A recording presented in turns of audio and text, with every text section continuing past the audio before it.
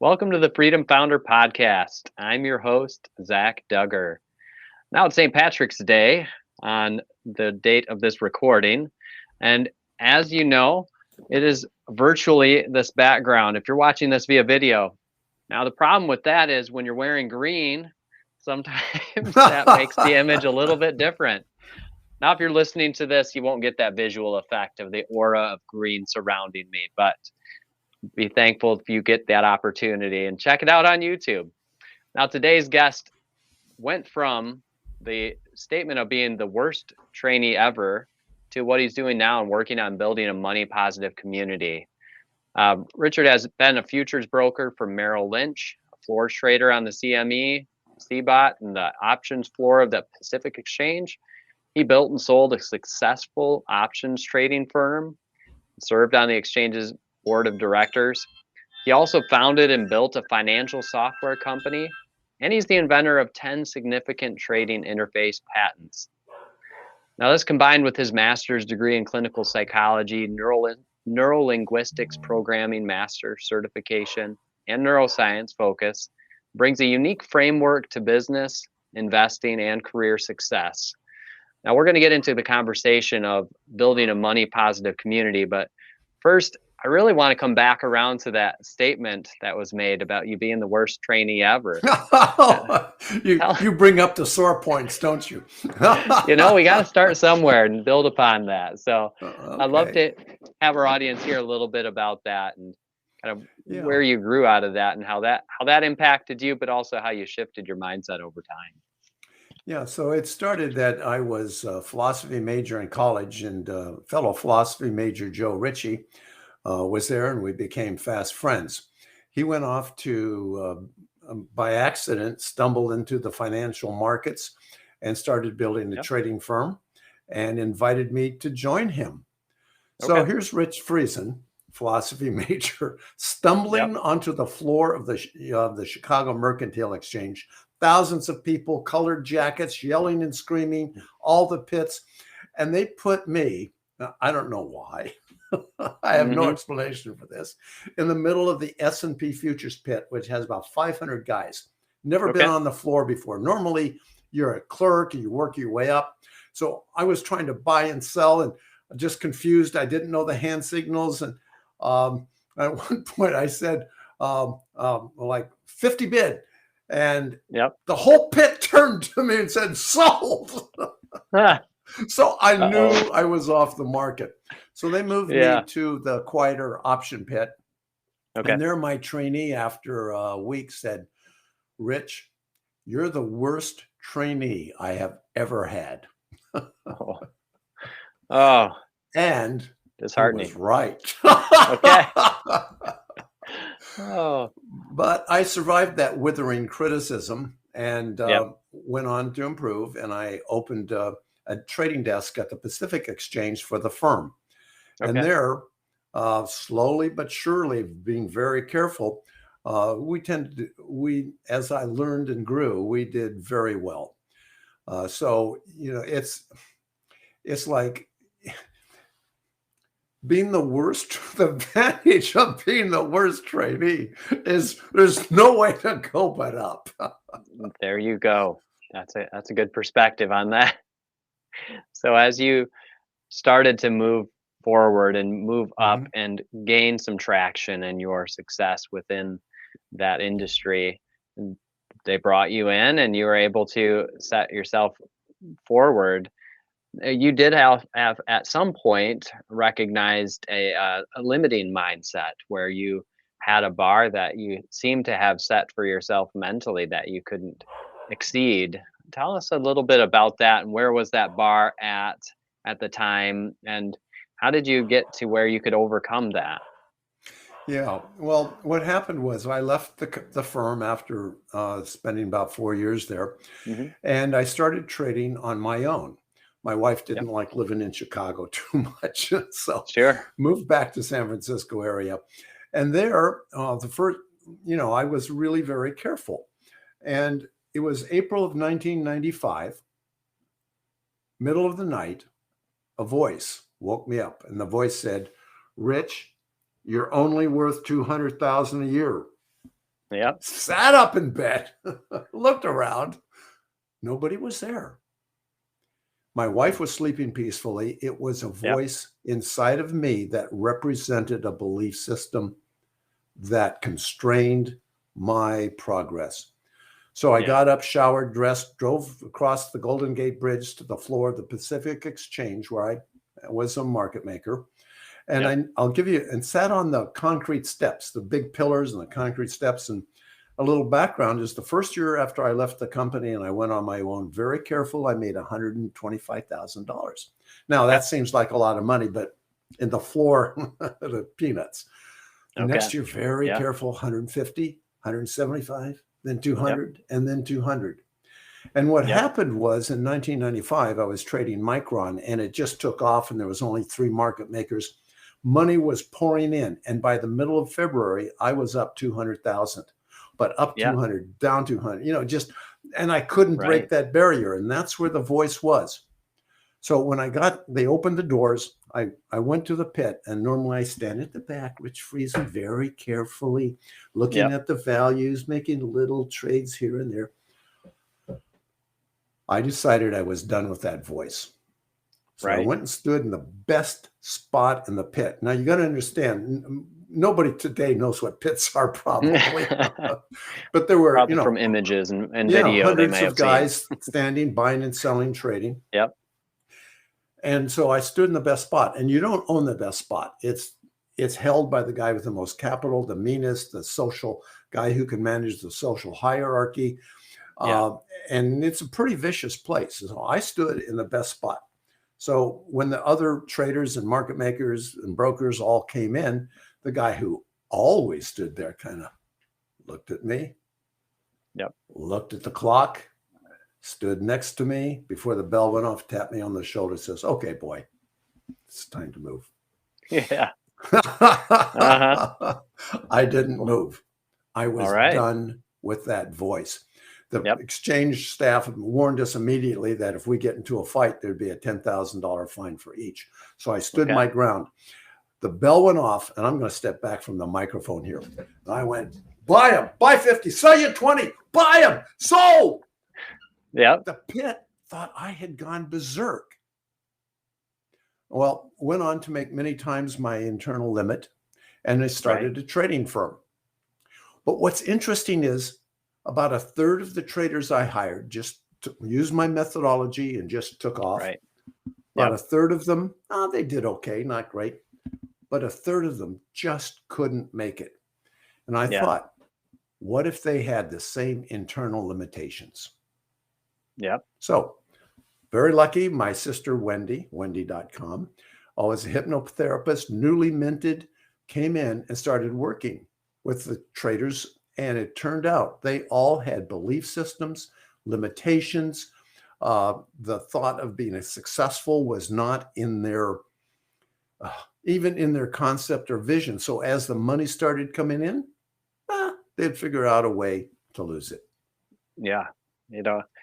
I just going back to what you had just said, Wendy.com. Now, who is able to capture their own name for their domain without competition? She must have got that early on. Oh, that was me. Way back when I got WENDI.com and gave it to her. And that ended up being a multi-million-dollar business. Wow. That's impressive. Saw something speculative and perhaps but saw the lights in the future to be able to. At that time it was $35. What an investment. Yeah, absolutely. That's a great investment, I'd say. So you're on the floor, you stood your ground next to that gentleman, and that took off from there, where you had developed your methodology and you were also then starting to take on traders as you established your business, and you were working with them and seeing some of that mindset where there were limitations and their perspectives on themselves. And so now, with that in mind, what did you do to help those individuals, or with knowledge of that, what are you doing today to help people with shifting that mindset and the limitations that they've established on themselves? It's a great question. Like for example, one of the traders under hypnosis, he came Yeah. from dirt poor poverty in West Virginia, but he was really smart and really Yep. good. But under hypnosis, he realized if I'm wealthy, back there it was cousins and uncles, huge Yeah. families, and there was a tightly knit family system. He says, if Yep. I'm wealthy, that voice said, you're going to lose your family. Okay. So I could tell you 3 or 4 other stories too, but each of Yeah. them had an internal limitation and belief. So Right. what I've done is I've expanded what I've learned from the floor and the traders to look at a wider range of people who may have the Yep. same internal struggles and stresses, and to invite them to rapport with money. So I wrote the book, A Private Conversation with Money. It has Okay. 10 exercises in it. And by the way, I'll give your listeners a free online course to go with it. Okay. And I'll tell you where it is in a bit. But Yep. so what I wanted to do was to invite people to rapport with money. And it's a real challenge because in today's culture, as you know, there's a huge split politically, culturally, economically about how the world works and how we're in it. And Right. so how do you, if you're a person with a really good heart, how do you manage that? So, for Right. example, one of the things I do with clients is I reframe money from being the root of all evil to being the wealthy are assholes, that's not fair. I Mm-hmm. reframe it as a certificate of appreciation. Okay. Tell So, us about Zach, that. What does that mean for you me? do something for me. You deliver some value to me. Yeah. I give you not money. No. I give you a certificate of appreciation. Thank you, Zach, for the value you've delivered to me. Yeah. Conversely, we can go the other way. Right. I can do you a service and you deliver to me certificates of appreciation. Yeah. So I want everybody Okay. who's listening to hold on to their heads, because what I'm going to say next, your heads are going to want to explode. Are you ready? I'm ready. Yeah, that's it. Let's do The it. more certificates of appreciation you collect, the more value you've delivered to the world. And so that Okay. just totally reframes wealth and evil and money. Right. Now, if I take care of my kids, I take care of my grandkids, I'm taking care of my family, has nothing to do with money. Yeah. Martin Luther King, people who have changed the world and just brought us a better place for everyone, nothing to do with money. But if you're in the commercial world and that's where you've decided to devote your talents, what a wonderful feeling it is and rapport to collect certificates of appreciation and know that you're delivering value honestly and openly. Yeah. Yeah. That's a mindset shift for sure. I mean, that's someone I've spoken with recently had expressed that as you acquire more in your wealth category, that it can amplify what you are. Say the good person who might have that mindset as you've described, where they think it will change me if I gain more. But if they are gaining Yes. more certificates of appreciation, they're providing more good. And what additional good and value are they able to provide with that additional monetary gain as well? I mean, that's definitely a shift from the way that people think about it. I Well, like what you're that. bringing up, you're opening another door, and that Hmm. is who do we become when we're wealthy? Hmm. If I look at my clients, well, let me say it this way. Not one client has ever come to me and said, Rich, I'm really concerned about being wealthy. Sure. They got all their problems and issues, and but I say, okay. Eventually, as we get going, I say, okay, what are you going to lose with wealth? Yep. Oh, nothing. What do you mean? That's my dream. That's what I want. Okay, what are you going to lose with wealth? Oh, no. Yeah. So we go round and round for a while, and the stuff comes up. Oh my gosh, I could make a big mistake. I could Yeah. I could make a mistake in public. I could really hurt people big way if I do something wrong. Oh, I got to do taxes. My relatives are all going to come and try to get money from me. I'm going Mhm. to maybe spend it for the wrong things, or I'm going to buy things and they're going to tie me down. So there's this whole a belief system around wealth. And if you have that, your survival mechanism is very clever. It'll say, no, no, Uh-huh. no, no, no. We're going to sabotage you so you don't have to deal with that. Hmm. Sure. Yes. I know I've experienced that in my own mind as well. That Mhm. limited thinking and my ability to gain more as I continue to grow and develop in my own skill set in different areas of business and industry. So somebody who has that mindset that is working with you now, what type of strategies are you helping them to implement in their own lives to help make that transition, that shift in their ability to think about money and shifting to the certificate of appreciation thinking and not sabotaging their own actions to continue to succeed and add more value? Yeah, there's depending on the person, of course, there's lots Okay. of paths. But Yeah. one thing we do that everyone can recognize is I'll have, let's say this is a trader, because that's where about half of my clients are. And Yep. I'll have them imagine a master trader's home, or if they're an entrepreneur, a successful entrepreneur's home. And I'll have imagine they'll describe it to me. Is it mountains by the lake? Is it in a valley? Is it in a city, an apartment building, in a high rise? Wherever it is, let's imagine what it's like. And Mhm. then we have them approach it and slowly step closer and closer. And then we check physiology. How's your breathing? How's your heart rate? Muscle tensions. As you get closer to it, all sorts of things come up. Do I Yeah. deserve it? I don't deserve to be here. So we get to the point, handles on the hand is on the door. And then I have them look around at all their community, their family, their friends, their loved ones.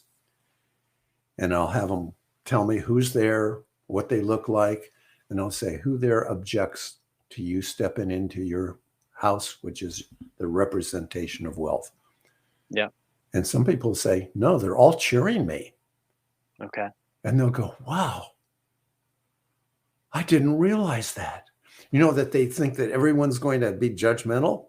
And it Yep. turns out they're cheering them. Or some people will say, my dad. My dad says if I step into that house, he's going to disown me Yeah. because he had to struggle and to just step into wealth. It's not right. So then we go back. See, if you force somebody to step into wealth or that health or that imagination, and you haven't cleared up all the little voices and stuff, so we just go back and then we sit down with Yeah. dad and we have an imaginary conversation, or sometimes even a real conversation if dad's still around. Yeah. Turns out, almost all the time, dad, our imagination is about dad, and what dad loves us and wants from our heart is very different. He may have some cautions. Well, I'm afraid that you're going to abandon us, or you're going to become an asshole, or Yeah. you're going to become like them. Okay, dad, let's talk about that. So then once we can resolve that, go back, step up the house, hand on the handle of the door, look back, everybody's cheering, walk in. What's your experience? We have survival mechanisms that keep us from stepping into places that we're not familiar with. So we go through those too. And then I have some guided visualizations and hypnosis that allows us to really feel that and set it in our brains. So it's Yeah. okay to be there. Once it's okay, then we can start moving forward. Yeah. I love that you take that experience, background, and knowledge in clinical psychology and neuroscience and how the brain and behavior work and apply it in this mindset shift. I mean, that really is a great application in the area that, generally speaking, wouldn't be done. Many people go through these thoughts that they just feel stuck with, and that's where they are going to continue to exist in.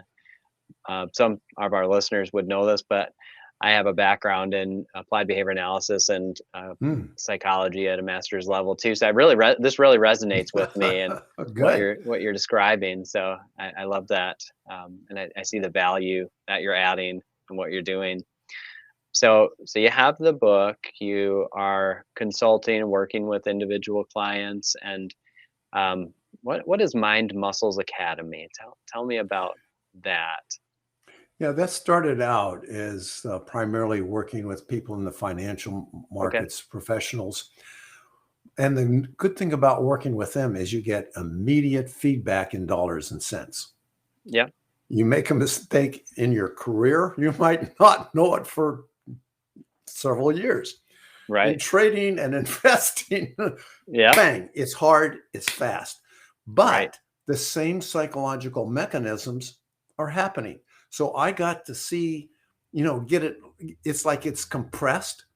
And Yeah. so now that I can expand it to the rest of the world. So Mind Muscles Academy is devoted to expanding, is to invite people to rapport with money, meaning, and success, which means we go Okay. down to your identity, your values, who you are, and invite you to rapport. We all have the judgmental voices. We all have the conflicts, especially in today's culture around, wealth and money. And there's huge judgments about it. At the same time, if we look at Hollywood, tremendous amount of wealth, and we see all these symbols of mansions and cars and everything. Oh my Right. gosh, what a mixed message that just if we internalize it, plus all our family, educational stuff, how do we possibly move forward our full energy? Right. Yep. Okay. I like that rapport with money, meaning, and success. Well, yeah, yep. M&Ms.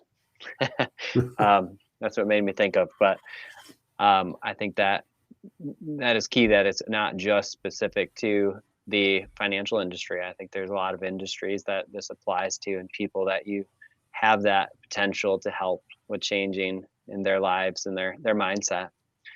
Now, I have a question that I like to ask all of my guests. If you were to be handed $1 million today to invest in your business with no strings attached, what would you do and why? Oh my gosh, I'd hire a marketing manager. I'm a Okay. philosophy major. I'm a Yeah. therapist. I like to Yeah. write. I love talking to you, Zach. For me, Yeah. this is like about as good as it gets, right? Right. Yeah. Okay, Rich, your Twitter password changed and our distribution system no longer can connect with it. Can you fix Oh that? no. Right. Right. I mean, that Yeah. rabbit hole of marketing and technology and stuff. I have a virtual assistant that does really well, but my gosh, Right. between the two of us, we're just really overwhelmed. So if I had the money, Sure. I would have more of a buffer around me to Yes. take care of all the real things. Like in my marriage, very lucky man. My Yeah. wife does the taxes. She takes care of all the issues around the house so that I Yep. can free float in a very unreal world. Oh, I love that. And I agree, though, that marketing area can be a rabbit hole. So I think that's a great point to bring up. That would be a great strategy for use. Well, if any end of our listeners would like to reach out and get a hold of you and get a copy of that book, where would they find you and the book? And you had mentioned a resource to accompany the book that they could access as Sure. well. If they go to conversations.money/freedom. So Okay. this is just for your listeners. Okay. Conversations, plural, .money/freedom. There Okay. they will get a coupon for the free online course, and they'll get, there's a link to the book. It's sold almost everywhere. I just recorded the audio version that's now available. And Okay. so it's an Audible, it's ebook, Yep. paperback, hardback. But the most important thing is when you read the book and work through the issues with the protagonist, Joe. It's a novel format, so it's a lot more Yeah. fun to read than just a heavy-duty psychological book. Right. That you can do the exercises along with him. He Yep. resists, he pushes back to the conversation with money. He just gives a hard time to this conversation. Yeah. And that means that you can experience his resistance along with him, and then feel the freedom and the rush once you step into rapport on each of the different issues. Yeah. No, I think that's a great way to teach and to provide content, is through experience within a character and a protagonist, that you can actually see them working through it, but then apply it to your own life and go through those exercises to do so. There was another book I read. I don't recall if it was for certain the 1 Minute Millionaire, but I believe it may have been. Yes. Where it was kind of they did a tremendous format. job. You know, the story on one side, and then the more of the therapeutic and didactic stuff on the other. Yeah. I always thought when I read that book, I says, man, every book's going to be like this. This is great. Right. And then I didn't see any other books like it. No, you're right. I thought that was wonderful. Right. Well, I'm definitely going to get a copy of your book, because I'm interested in that type of an approach. That's why I brought up the other books. I think it's a nice approach as well. So I think that the concepts you're teaching, building a money positive community, changing that mindset around it, that money doesn't have to be the root of all evil in our perspective and how we look at it. Certificates of appreciation that we're given for the value that we're adding. I think that's it feels so good. Actually, absolutely much more refreshing perspective on it. So, well, if our guests will want to reach out to you, conversations.money/freedom, we'll bring them to that site. Is there a connect with us form on that page as well? They can always email me personally. Okay. Rich, R-I-C-H, at mindmuscles.com. Rich at mindmuscles.com. Always happy to hear from your listeners and to see if I can provide any support. Okay. Well, I appreciate that, Rich, and I really appreciate your time today. Thank you for sharing the stage with me and engaging in the conversation. I look forward to hearing more about what you're doing and future books that I hopefully you're working on as well. I'm working on it. Well, Zach, Excellent. It was a delight to be here, because your energy is so gentle and full and rich. It was just a delight, and I so appreciate you and having just a conversation. Thank you again. All right, take care. Bye-bye.